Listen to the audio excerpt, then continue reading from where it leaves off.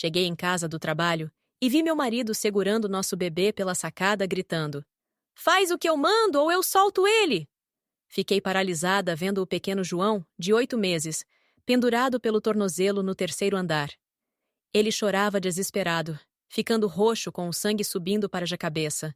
Deixei minha bolsa cair. "Carlos, o que você está fazendo?" Corri para a sacada, mas ele recuou. "Não chega perto ou eu solto agora!"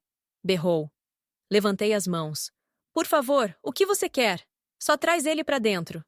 Os olhos de Carlos estavam vazios, frios. "Liga pro meu irmão, agora." "Por quê?" "Eu sei que vocês estão tendo um caso. Liga. Diz para ele vir aqui, agora." Ele balançou João levemente. Minhas mãos tremiam tanto que mal conseguia segurar o celular. Liguei para Rafael. "Você precisa vir no nosso apartamento agora. É emergência." 15 minutos pareceram 15 horas. Carlos ficou na sacada segurando João sobre o vazio o tempo todo. Quando Rafael entrou pela porta, ficou branco. "Carlos, que loucura é essa? Esse é seu filho! Vocês dois estão tendo um caso. Admite." "Quê? Não, isso é insano!" Rafael parecia desesperado. "Não mente pra mim!" Carlos gritou. "Provem! Mostrem as mensagens de vocês." Mostramos tudo. Mensagens normais. Nada suspeito. Mas Carlos não acreditava. "Vocês deletaram. Mostrem os extratos bancários." Rafael mostrou. Nada de hotéis, nada suspeito. Mas Carlos continuava dizendo que estávamos mentindo. Então sua voz ficou calma, gelada. "Já que vocês estão mentindo na minha cara, vão me pagar. Transfiram todo o dinheiro de vocês. Todas as contas. Agora.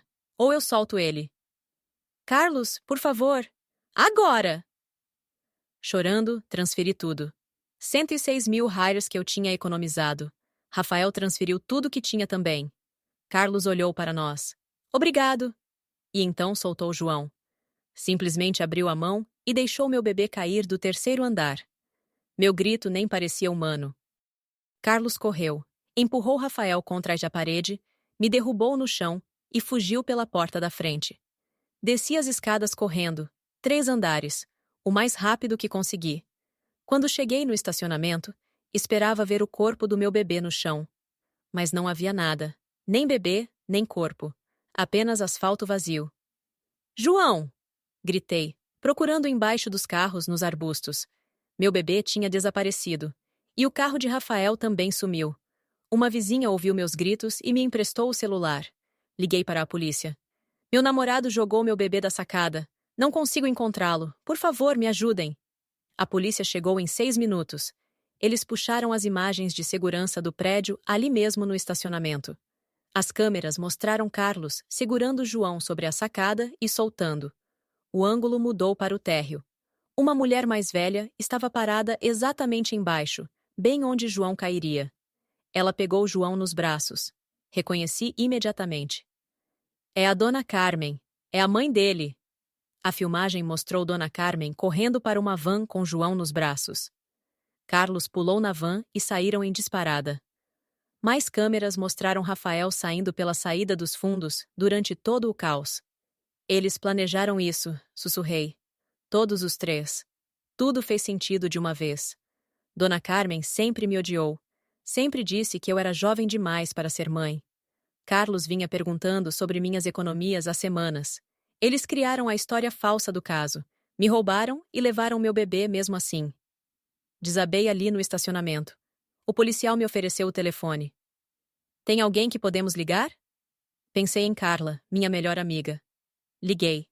Levaram o João. Carlos e Dona Carmen levaram ele. "Já estou indo. O Roberto vai ajudar." Roberto, marido dela, inteligência militar de alta patente. A agente Beatriz Silva da Polícia Federal chegou 2 horas depois. Ela era especializada em casos de sequestro parental. Explicou que as primeiras 48 horas eram as mais importantes. Já estavam rastreando o celular de Carlos e checando câmeras de tráfego.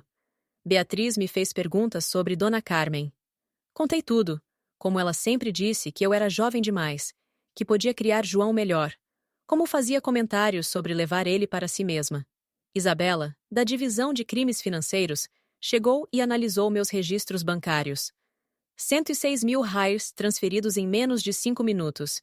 Isso é extorsão grave combinada com sequestro. Ela rastreou para onde o dinheiro foi. A conta tinha sido aberta 3 semanas atrás, sob um nome de empresa falsa. Carlos vinha planejando isso há pelo menos esse tempo. Me senti doente. 3 semanas atrás, estávamos vivendo como uma família normal. Ele me beijava boa noite, brincava com João, agindo como se tudo estivesse bem.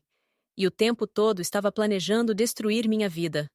Roberto voltou depois de falar com seus contatos militares. Tinham rastreado a van até uma locadora. Dona Carmen alugou, usando identidade falsa. Pagou em dinheiro. A reserva era por um mês inteiro. Um mês. Eles não estavam planejando devolver João em alguns dias. Estavam planejando escondê-lo por semanas, talvez mais. Beatriz me chamou para conversar em particular. Explicou que, na maioria dos casos de sequestro parental, a criança não sofre danos físicos. Mas o envolvimento de Dona Carmen complicava as coisas. A motivação dela não era apenas me machucar. Era tomar João permanentemente, substituir-me como mãe dele. 1 hora depois, Beatriz recebeu uma ligação. Tinham encontrado o carro de Rafael, abandonado em um posto de gasolina a 60 quilômetros ao norte. As chaves estavam na ignição. Carteira e celular dele, desaparecidos. Sem sinais de luta, mas também sem sinais de onde ele foi. Beatriz disse que havia 2 possibilidades. Ou Rafael estava fugindo porque era culpado, ou alguém o levou para mantê-lo quieto sobre o que sabia. Sentei na mesa da cozinha de Carla, com um caderno em branco. Precisávamos anotar todos que pudessem saber para onde Dona Carmen levaria João. Mas a lista ficou quase vazia.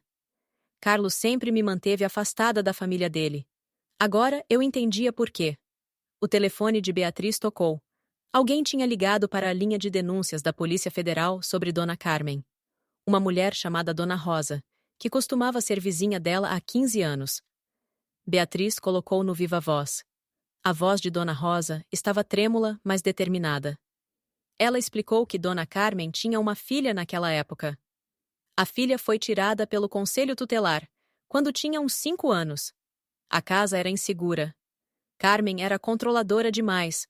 Não deixava a criança brincar com outras. Depois que tiraram a filha, Carmen ficou obcecada em ter outra chance de ser mãe. A informação me atingiu forte. Carlos nunca mencionou que sua mãe perdeu uma filha para o sistema. Nunca disse que tinha uma irmã que foi levada. Todos aqueles comentários de Dona Carmen sobre eu ser jovem demais. Não era apenas sobre me machucar. Era sobre reescrever seu passado. Isabela apareceu 1 hora depois com seu laptop. Tinha rastreado o dinheiro que Carlos roubou. Foram feitos saques em caixas eletrônicos em 2 estados diferentes, pequenas quantidades em locais diferentes, para não acionar alertas. Eles planejaram isso por pelo menos 6 semanas. Eu não dormia há 2 dias. Beatriz chamou uma terapeuta de trauma chamada Doutora Lívia. Ela me ensinou técnicas de respiração até minhas mãos pararem de tremer tanto. Roberto entrou vindo da garagem. Seu contato militar tinha encontrado algo nas redes sociais de Dona Carmen. Posts de 2 meses atrás sobre segundas chances. Havia fotos também. Roupas de bebê no tamanho exato de João. Itens de berçário.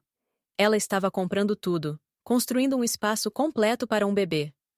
Não era sobre pegá-lo por alguns dias. Ela estava se preparando para ficar com ele a longo prazo. Roberto contratou um investigador privado chamado Paulo com seu próprio dinheiro. Paulo descobriu que a irmã de Dona Carmen tinha uma propriedade rural a 3 horas de distância. Propriedade vaga há anos, sem contas de serviços públicos ativas. Paulo já estava dirigindo para lá. Beatriz coordenou com a polícia local. 6 horas se passaram sem atividade. Então Paulo viu movimento em uma janela dos fundos. Alguém passando segurando o que parecia ser um bebê. A equipe tática da Polícia Federal começou a se dirigir para o local. Pulei do sofá, peguei minhas chaves. Carla bloqueou a porta, me segurou fisicamente. Lembrou que ir correndo agora poderia colocar João em mais perigo. Voltei para o sofá. Carla sentou ao meu lado e segurou minha mão enquanto esperávamos. A Polícia Federal cercou a propriedade ao amanhecer. Ouvi tudo pelo telefone de Beatriz no Viva Voz. A equipe anunciou. Ordenou que todos lá dentro saíssem. Arrombaram a porta da frente. Gritos. Comandos. Então silêncio. A voz de Beatriz veio tensa. A casa está vazia. Eles saíram horas atrás. A equipe encontrou suprimentos de bebê espalhados. Mamadeiras usadas recentemente na pia. Fraldas em uma sacola perto da porta. Alguém esteve lá com um bebê, mas tinham ido embora. Beatriz encontrou um celular descartável no lixo. Checou o histórico de chamadas. Um número tinha sido chamado várias vezes. Ela rastreou. Era o celular de Rafael. Ele estava em contato com eles o tempo todo, alimentando-os com informações, avisando quando nos aproximávamos. A traição me atingiu de novo. Rafael parecia tão assustado, tão inocente, mas estava ajudando o tempo todo. Cada vez que chegávamos perto de João, eles desapareciam. Como se soubessem exatamente onde estávamos. Beatriz conseguiu falar com Guilherme, colega de apartamento de Rafael. Ele apareceu 3 dias atrás por 20 minutos. Pegou roupas, passaporte. Parecia assustado, olhando para a porta como se alguém pudesse entrar. 2 dias depois, o mandado judicial chegou. Beatriz me mostrou e-mails de 2 meses atrás. Carlos para Rafael. O primeiro dizia que precisavam conversar sobre a irmã deles. Eu nem sabia que Carlos tinha uma irmã. Li os e-mails. Carlos ameaçava contar aos pais que Rafael causou o acidente que matou a irmã. Rafael implorava para ele não fazer aquilo. Os e-mails mostravam o plano se formando. Rafael deveria fazer papel de amante, desaparecer depois. Rafael dizia não, mas Carlos o desgastou até concordar. Rafael não era culpado. Era vítima como eu. Carlos chantageava o próprio irmão usando a irmã morta. Rafael pode nos ajudar se conseguirmos alcançá-lo com segurança, disse Beatriz, digitando um e-mail oferecendo imunidade e proteção. 3 dias depois, meu telefone tocou. Número desconhecido. Estou num motel com Carlos e Dona Carmen. Posso escapar por 1 hora. Vou dizer que preciso comprar cigarros. Rafael me deu o endereço. Por favor, não traga a polícia. Carlos disse que se eu trair, machuca João. Coloquei no Viva Voz. Beatriz já mobilizava na equipe. João está bem fisicamente, mas chora muito. Rafael disse, chorando também. Carmen diz que ele só precisa esquecer a vida antiga. 1 hora depois, tinham Rafael. No escritório da Polícia Federal, ele parecia terrível. Olhos vermelhos, mãos tremendo. Começou a chorar antes de qualquer pergunta. Carlos mudou completamente. Mal dorme, fica paranoico, bebe pesadamente, briga com Carmen sobre sair do país. Rafael respirou fundo. Carmen é obcecada com João. Trata como filho dela. Fica irritada quando sugiro o plano de saída. Diz que é sua segunda chance de ser boa mãe. Rafael explicou tudo. Carlos veio 2 meses atrás com a ideia de roubar dinheiro. Quando Rafael recusou, Carlos trouxe à tona a irmã morta num acidente de carro que Rafael dirigia 5 anos atrás. Não foi culpa dele, mas sempre se sentiu culpado. Carlos disse que faria os pais culparem Rafael. Então ele concordou, pensando que seria só ameaça por dinheiro. Não sabia que Carlos planejava realmente pegar João. Quando viu Carlos soltar João, pensou que o sobrinho morreria. Entrou em pânico, mas Carlos o forçou a ajudar, ou contaria à polícia que Rafael era cúmplice desde o início. Vai usar um microfone e voltar? Beatriz perguntou. O rosto de Rafael ficou branco. Carlos vai me matar. Teremos equipe pronta. Você estará seguro. Rafael me olhou. Disse que não podia pedir isso, mas se ele estivesse disposto, poderíamos ter João de volta. Vou fazer. A equipe preparou Rafael por 1 hora. Microfone sob a camisa, história sobre celular descarregado. Voltamos para a casa de Carla. Montaram o áudio na sala. Ouvi Rafael abrindo a porta do motel. A voz de Carlos raivosa. Onde você estava? Rafael manteve a história. Carlos não acreditou, começou a gritar. No fundo, ouvi João chorando. Aquele som atravessou meu peito como faca. Então Carmen cantando cantiga de ninar. Sua voz soava doce, mas estava errada. Ela cantava para meu bebê como se fosse dela. Carlos disse que não confiava no lugar, que estavam saindo agora. Ouvi coisas sendo jogadas em sacolas. João chorando mais alto. Entrem agora, Beatriz ordenou à equipe. Batidas na porta. Polícia Federal. Caos. Carlos gritando. João gritando. Carmen berrando sobre tirarem seu bebê. Temos Carlos. Ele tentou correr, mas o derrubamos. Mas Carmen se trancou no banheiro com João. Um negociador falou calmo através da porta. Carmen chorava. Vocês não podem tirar meu bebê de novo. Eu mereço outra chance. Minutos passaram. O choro de João ficou mais fraco. 20 minutos depois, a voz de Carmen. Tá bom. Tranca abrindo. Temos o bebê.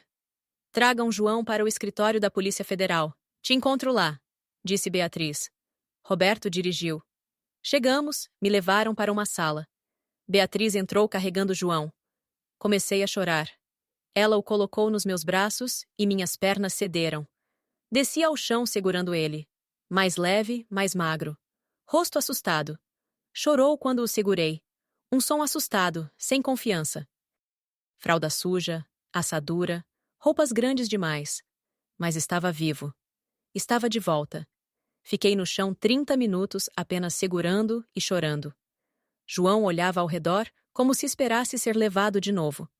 Suas mãozinhas agarravam minha blusa. Paramédicos disseram que estava desidratado, abaixo do peso, mas não gravemente ferido. Queriam exame completo no hospital. Fomos de ambulância. O médico disse que João tinha infecção de ouvido não tratada, hematomas por ser segurado com força. Mas no geral estava bem. Beatriz apareceu. Carlos e Carmen foram presos. Sequestro, extorsão, perigo infantil, conspiração, décadas de prisão. Rafael recebeu imunidade pelo testemunho. Ele quer se desculpar. Não estou pronta para falar com ele. Talvez nunca. Tudo bem. Você não deve nada a ele. Isabela veio no dia seguinte. Recuperar o dinheiro é impossível. Foi sacado em dinheiro de diferentes caixas. Os 106 mil reais desapareceram. Carla e Roberto disseram que eu ficaria com eles. Não conseguia voltar para aquele apartamento. Via Carlos segurando João sobre a sacada toda vez que pensava no lugar. Não se preocupe com dinheiro. Você pode ficar quanto precisar, Roberto disse. Doutora Lívia começou a me ver 2 vezes por semana. Você está com trauma, pesadelos, pânico. Toda vez que João chora, você volta para aquela sacada. Ensinou exercícios de respiração para quando o pânico começasse. 6 semanas depois, a audiência preliminar aconteceu. Rafael testemunhou tremendo, chorando, descrevendo como Carlos o abordou. As falsas evidências, as ameaças. Quando descreveu ouvir João gritar ao ser solto, desabou. Pensei que o bebê morreria. Terei isso na consciência para sempre. O juiz estava irritado. O advogado de Carlos parecia derrotado. Julgamento marcado para 4 meses. Carlos e Carmen ficariam presos até lá. Comecei a trabalhar. Entrada de dados remoto que Carla arranjou. Pagamento ruim, mas podia fazer do quarto enquanto João dormia. 4 horas por dia. Carla cuidava dele e recusou o pagamento. 2 semanas depois de recuperá-lo, João começou a agir diferente. Gritava quando homens se aproximavam. Carteiro, Roberto, até o pediatra. Agarrava-se a mim deixando marcas. À noite, acordava chorando ou ficava olhando o nada, com expressão vazia. A pediatra disse que precisávamos de especialista em trauma infantil imediatamente. $400 por sessão, 2 vezes por semana. Eu não tinha 800 euros semanais. Roberto descobriu e disse que pagaria. Chorei na cozinha de Carla. 2 meses depois, a terapia ajudava. João ainda grudento. Mas os gritos pararam. A promotora ligou. Carlos queria fazer declaração através do advogado. Beatriz me aconselhou a não ler, mas eu queria saber. A carta tinha 3 páginas. Carlos escreveu que eu era jovem demais para ser boa mãe, que não respeitava a família, que teria arruinado João. Disse que eu o forcei a fazer tudo, que era minha culpa. Nenhum pedido de desculpas. Nenhum reconhecimento de ter segurado nosso bebê sobre uma sacada, me roubado, planejado tudo. Joguei meu telefone no lixo. Carla pescou depois. Uma semana depois, um advogado me contatou representando a família de Carmen. Queriam se desculpar e ajudar com despesas. Encontrei 3 pessoas numa cafeteria com Beatriz presente. Jorge, irmão de Carmen, a esposa e filha adulta. Jorge começou a chorar. Sinto muito, deveria ter visto os sinais. Contou que Carmen perdeu a custódia da filha 15 anos atrás. O conselho tutelar tirou porque ela era controladora e a casa insegura. Ficou obcecada em ter outra chance desde então. Não sabíamos que ela planejava isso. Teríamos impedido. Ofereceram pagar terapia de João e taxas legais. Tudo. Parte de mim queria recusar, mas precisava da ajuda. Disse sim. Jorge configurou transferência bancária naquele dia. 3 semanas depois, Rafael ligou. Estava se mudando para longe, recomeçando. Queria me ver antes de partir. Nos encontramos num parque. Ele parecia terrível. Pediu desculpas, depois tentou me dar um envelope. 20.000 hires, tudo o que economizei. Preciso fazer algo para consertar isso. Recusei, mas ele insistiu. Nunca me perdoarei se não tentar ajudar. Choramos ali no parque. Peguei o envelope. Conversamos sobre como Carlos destruiu qualquer chance de sermos amigos. Éramos ambos vítimas de maneiras diferentes. Rafael entrou no carro e foi embora. Nunca mais o vi. O julgamento chegou 4 meses depois. Testemunhei no primeiro dia. Descrevi tudo. Carlos segurar João sobre a sacada, a extorsão, vê-lo soltar meu bebê. Alguns no júri choravam quando terminei. Carlos me encarou com olhos vazios. Encarei de volta sem desviar. Queria que visse que não me quebrou.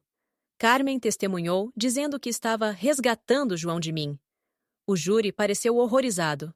3 horas depois, culpados em todas as acusações. Carlos pegou 35 anos.